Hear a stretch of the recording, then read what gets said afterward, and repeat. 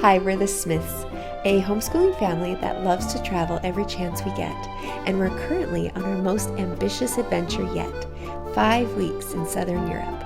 We're documenting our experiences and learning through videos for friends and family to follow along. After leaving Cinque Terre, we were off to Tuscany. We had a 3-hour train layover in Pisa, so we made a trek through the city to see the Leaning Tower of Pisa. I had no idea that it was the bell tower for a beautiful cathedral. I also did not know that Galileo did experiments in it and that it is very close to the city where Pinocchio was based off of. So we bought a puppet that looks like Pinocchio, and the boys had a great time playing with it. I'm really glad that we read Pinocchio last year because it gave them a little bit more meaning as to the situation where we were at. And when we get home, I would like to read a book about Galileo with them.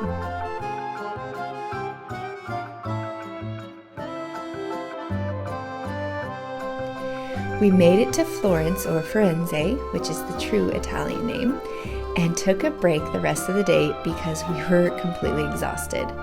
The last 3 weeks of traveling has really caught up with us this week. Bright and early the next day, we visited the Santa Maria del Fiore and climbed up the dome, or the Duomo. We read about the dome and how the architect created it before we left for our trip. And here's what my boys remember. It was a huge cathedral, and the town mayors and elders were trying to figure out how to put a dome on it. So they got a contest of the best architects in Firenze, and it was, you could sign up, and if your idea was good enough, you'd win money and get fame.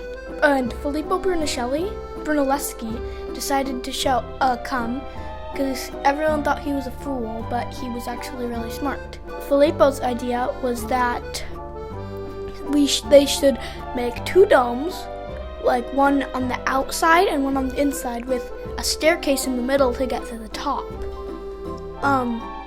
And the brick pattern would have bricks pointing up and bricks pointing sideways to lock into place.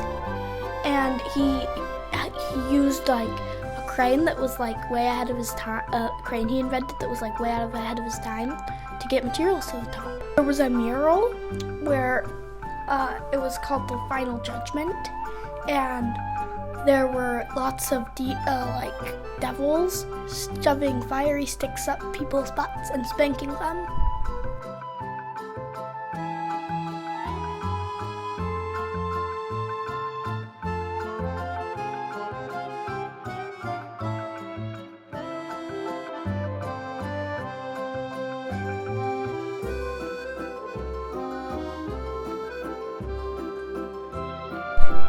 Afterwards, we got gelato, and a little tip for picking gelato: avoid the sky-high piles of gelato, which are filled with water to get that height.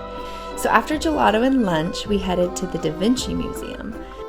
Something cool that I found at the Leonardo da Vinci Museum, there's a little bowl plate thingy with a little covering around it. And then there's this drill, and you put 3 balls in.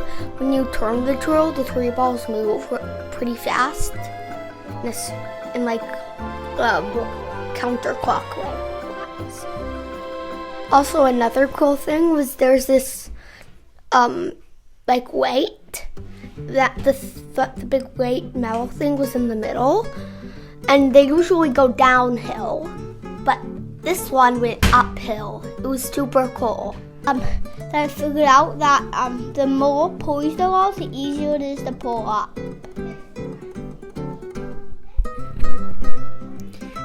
Vinci was our artist that we studied this term, and my boys each read a biography about him.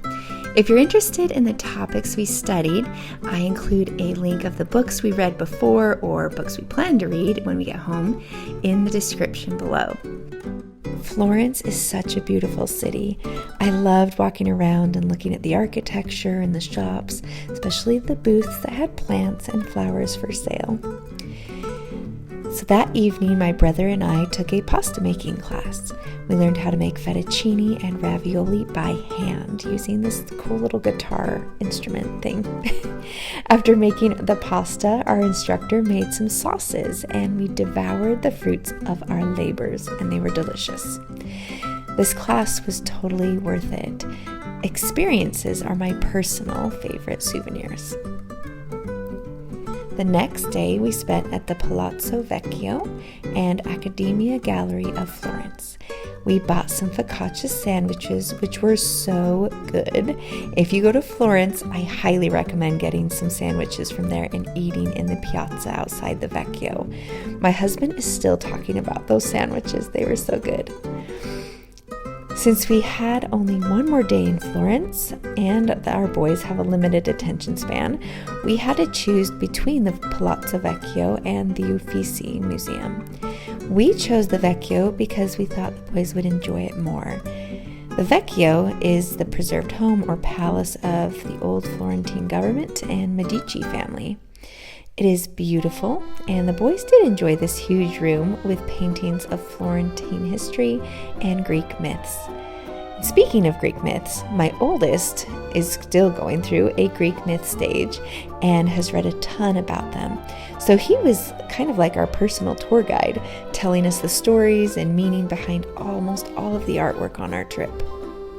If you don't know the Greek myths or Bible stories, then a lot of the art in European museums won't make a lot of sense.